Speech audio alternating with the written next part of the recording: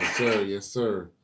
Yeah, man. And, we got some new music we got to talk about, too, man. We got a few tracks and a couple of albums that released. So, my man Nims, Gorilla Nims released a song called Christmas Spectacular just in time for the holidays. All right. Yep. Yeah, man. I like that. And it's pretty dope, too. My man AZ got a new joint out called Respect Mine. He about to drop new music. We just got Do or Die 2, late last year. I think it was last November. Yeah. And we about to already get new music. Here it is a year later. So that's good that he's getting back into the consistency of dropping new music. Question. Yeah. Do or Die 2 better than King Disease? You know what? That's a hard one. Not the new one that came. Not first King Disease? Yeah. Okay. I hate to say it, and I'm a Nas dude. I'm not really that much of an AZ dude. Mm-hmm. I want to say yeah. I was gonna say the same thing. I think you're right.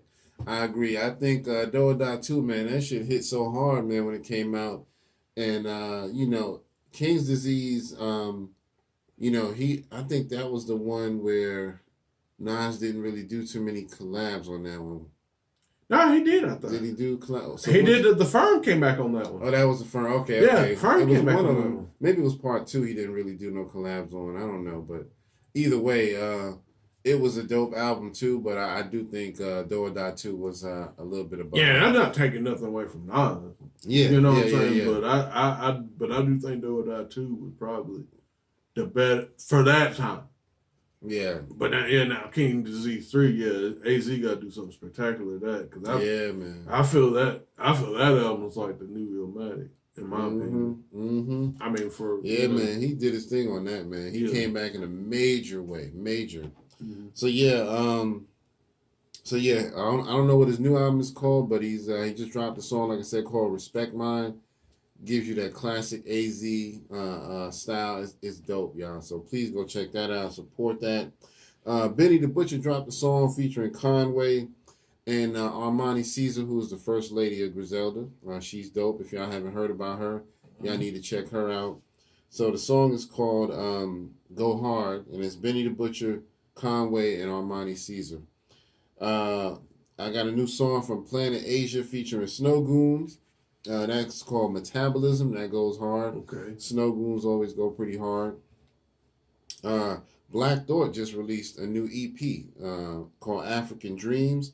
He said he's trying to get really in touch with the African roots and just really ground himself, where he can relate to the continent of Africa and stuff like that. So, that's kind of his way of honoring that. So please go check that out because, Black Thought, he don't disappoint. So you ain't going to say nothing is whack on there. My man Apathy, he just dropped a new album called King of the Gods, No Second. Okay. And that goes hard too, man. Apathy is, I can't say enough about that dude. He's been on the Lyrical Breakdown once. I want to say it might be twice, but I know at least once I've done him. And he goes hard, man. So y'all got to go check him out. And then my man Jay Hood released a song with Shaheem called Get Back. That's a dope compilation. That one goes pretty hard too. You need to check that out. Yeah, I gotta check that out. I want to say I shared it on our Facebook page, so y'all go check that out, or you can find it on YouTube. But and that's it for my new music. We're gonna jump into some topics, but that Jay Hood, that's gonna segue into my first topic here. My man's Jay Hood, he did an interview with Math Hoffa. Math Hoffa's becoming pretty well known for them interviews, man. So, I like what they're doing on their channel. They usually get pretty good artists over there. But anyway, Jay Hood was doing his interview and he talked a lot about the LOX. You know what I mean? I don't think he was trying to start no beef, but some of the stuff he said kind of sparked a little controversy. So, he said that during the time when he was working with the LOX, his mother's house got burned out, their apartment. Mm-hmm. Got burnt out, and so they ended up having no place to stay and trying to find a place to go and all of that. And he said nobody who he was affiliated, like the LOX or none of them, nobody was trying to support him, give him any money or anything. And then he said he found out at a later time when he went to like the record label he was working with at the time.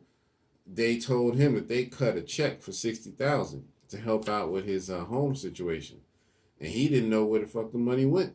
Ooh. So he was like, I don't even know what money you talking about. I never got that. You know what I mean? And so apparently they're saying that the check was cut.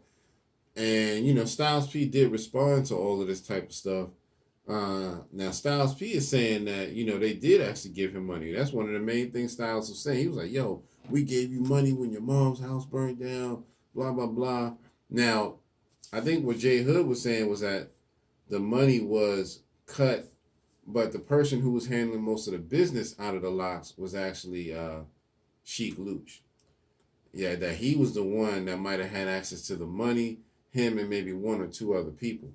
So, because Kiss and Styles weren't really handling the business, they left that up to Sheik. Like the record label was like under Sheik's name, whatever LOX record label was. And, you know, they still split their money evenly, but, you know, as far as whose name it was under. So, you know, but Styles P did respond. And he was like, you know, he thought it was corny that J Hood was doing all of this and saying that they didn't help him out and they was, you know, blah, blah, blah. So, and I don't think it's going to get any worse where they come to blows or anything like that, because they both express love for each other. Like J Hood expressed love for Styles, and Styles was like, you know, I still love you, bro. I just don't like what you said, you know, on this interview, because this is not how it happened. So, and then J Hood did another video to respond to Styles P, where he said that he felt like Styles didn't really listen to the whole interview, that he wasn't really pointing fingers at them specifically. He was just saying that things happen. You know, he never said who was responsible. He was just saying that things like the $60,000 check, it happened, and he never got a part of it. Whoever had it, he never got it.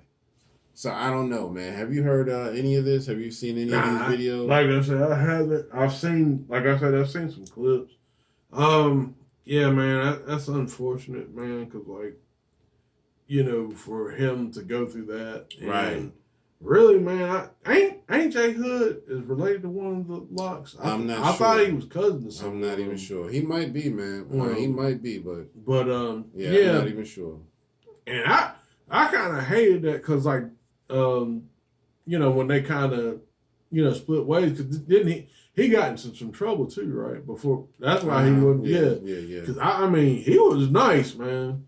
He was nice in his own little way, though. Like, yeah, he was pretty nice. Yeah, and I'd like to see, like, in the future. I mean, I don't know if we'll get that. I'd definitely like to see him and Nino Man and all them work together and do. Man, that should be crazy. Absolutely. That should be crazy. But I mean, going back to that, yeah, I mean, it's just messed up that, you know what I'm saying, all that happened, and you know what I'm saying, and it might be that they're, you know, both right on the story, because the way it sounds like to me is maybe they did cut the check, but let's say like they cut the check, but it actually, the money went to somebody else. Yeah. They said that they was going to handle the house.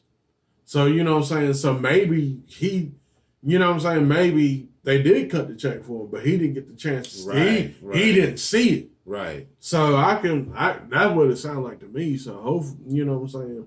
But yeah, hopefully, you know what I'm saying, they can get that rectified. Yeah, I really hope they get that resolved, man. Yeah. I mean, I hate to see any kind of friction in the hip hop community like that.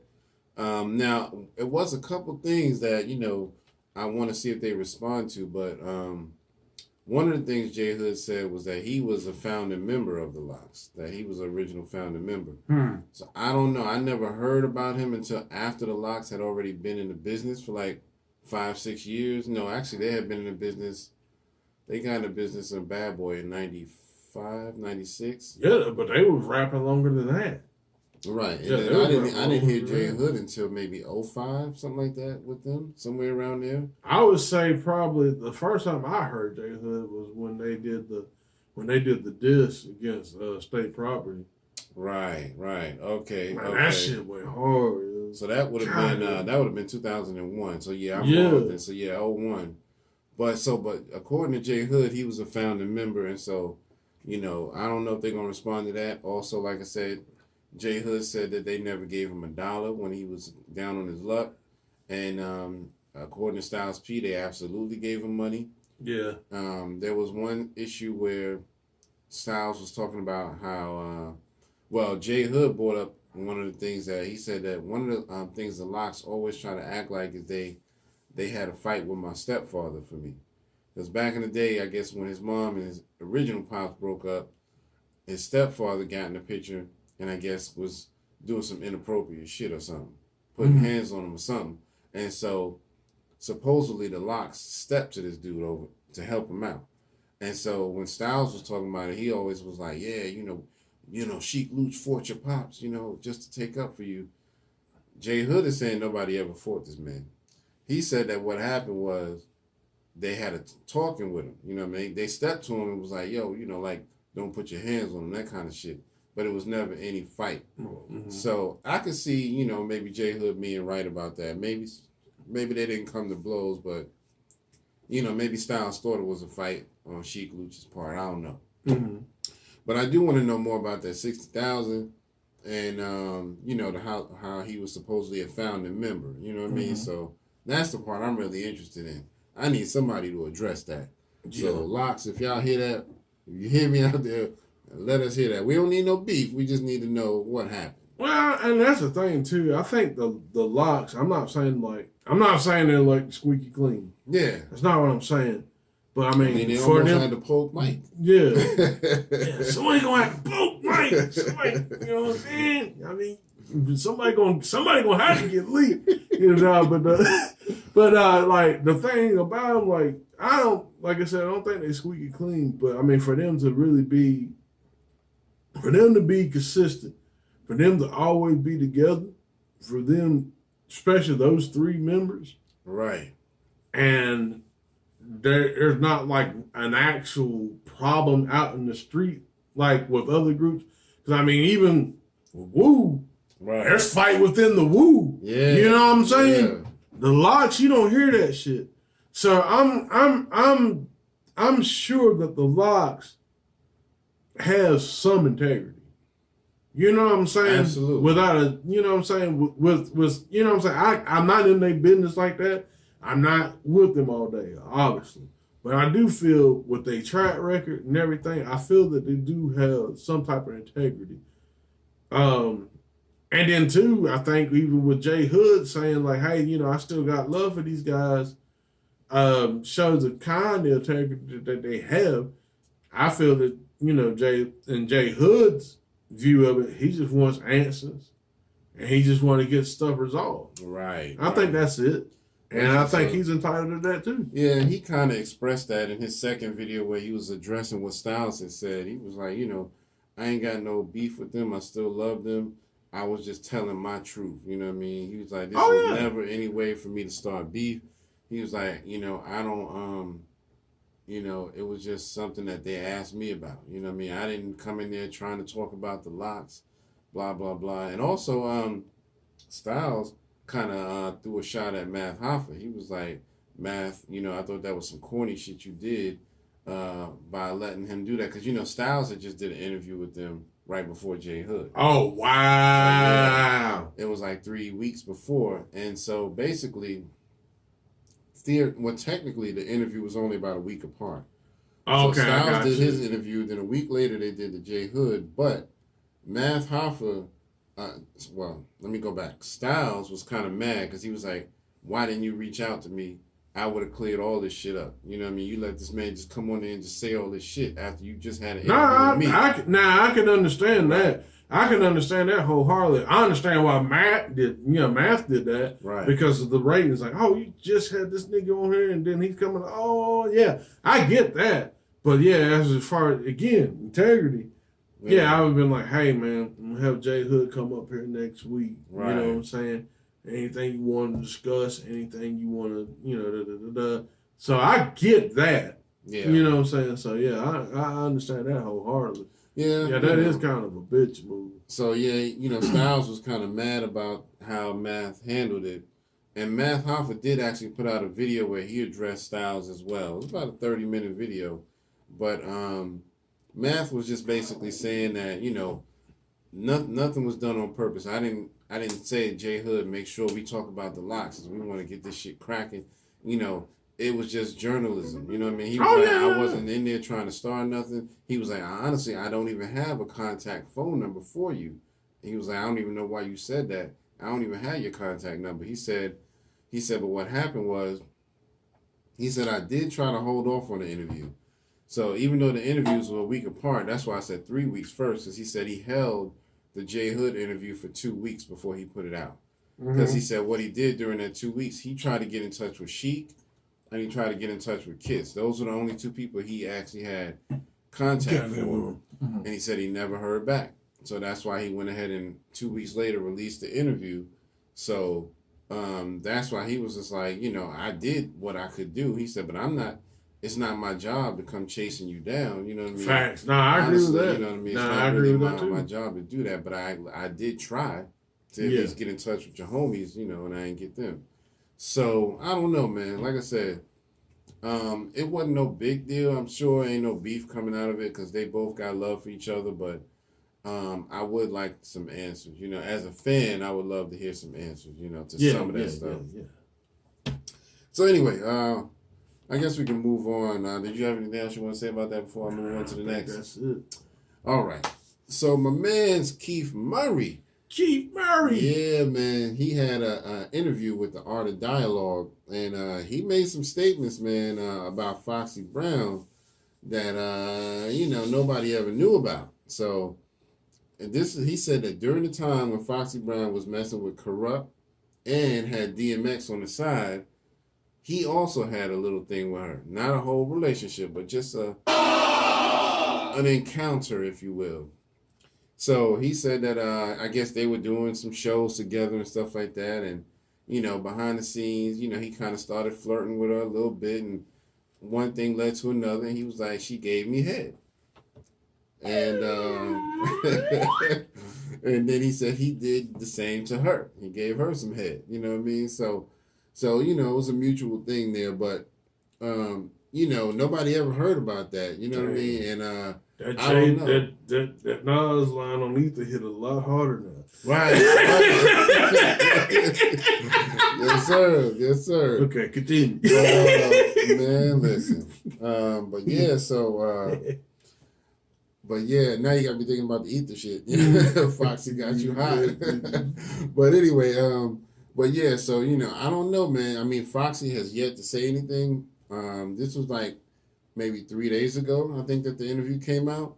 So I haven't heard anything from her yet, but if we hear any updates from her, we'll let you know. But I wonder if Corrupt gonna have anything to say, because he already had a little one-time beef with DMX, which they did squash it after a few years. But calling out names, right? Yo, I ain't gonna lie, that diss song, yeah, that's a classic. Yep. If it wasn't for the West, these rap niggas walk around with the X on their chest. I forgot how they said, but that shit went hard. Yeah, fucking DJ Lethal on that shit. Yeah. Yo. He went hard. I don't even think DMX ever responded, did he? Nah, I don't think so. I think, I'm sure X probably felt bad about the whole thing because, he probably was messing with her, behind the dude back, so he probably left it alone. Didn't want to start no West Coast, East Coast war thing. Yeah, not over no chick. But yeah, and so Foxy is bad though. In her prime. I don't know about now. But Keith Murray said that basically he almost got into it with Corrupt over that, because he said that him and Foxy was like coming out of a hotel after it happened. And Corrupt was walking up the street toward them. And so when he spotted Corrupt, he said that he looked at Foxy and was like, "Oh, I see what you're trying to do. You're trying to put two rappers against each other," because he felt like she set it up on purpose. And so he said that he didn't want to start anything, so he walked the other way. He was like, "Yeah, I'm gonna go over this way since he coming from over that way," and so he kind of left it at that. But it's interesting, man, that he said that, man. I mean, I want to hear what Foxy got to say about that, man, because yeah, it seems to me like if she was innocent, she would have probably spoke up about it and said, "Nah, that didn't really happen." Ain't heard from her yet, so you know. Man, that's kind of crazy, man. Because really, it's kind of I don't know, man. Because back in those days, when that was going on, like the '90s, like you had the Foxies, you had the little Kims. Right. Yeah, to me, I think not saying that Foxy wasn't, but they painted Little Kim more so as the harlot, Yeah. more so than Foxy. Right. Right. You know what I'm saying? Now it's just like, damn. Yeah, now you kind of hearing all this stuff like, no, damn, Mhm. Foxy was the actual. You know what I'm saying? Yeah, so, man. Yeah. But yeah, it's Lucy got some splaining to do. We got to hear what she got to say. We're going to give her a chance, but, if she don't respond soon enough, man, we're going to just take it as facts. So, but yeah, y'all let us know what y'all think about that in the comments. And don't forget, hit all the buttons. Like, share, subscribe. Like, share, subscribe. Like, share, subscribe. Brothers and sisters. Brothers and sisters. Brothers and sisters. We need funds Allocated so we can get funds for the motherfucking school. The school. Still waiting on the school. We got one wall built. You know what I mean? We need 3 more walls. You know what I mean? Yeah, So I might need to look into that. Nah, my man getting busy with the, you know what I'm saying, with the little belt action. Yep, y'all need to get 50 lashes. 50 lashes. Yeah, he been going in on that. The 50 lashes. Shout out to Dr. Umar. You know. Oh, man, yeah. You know, we just be joking around. Yeah, but anyway, I guess we can move on.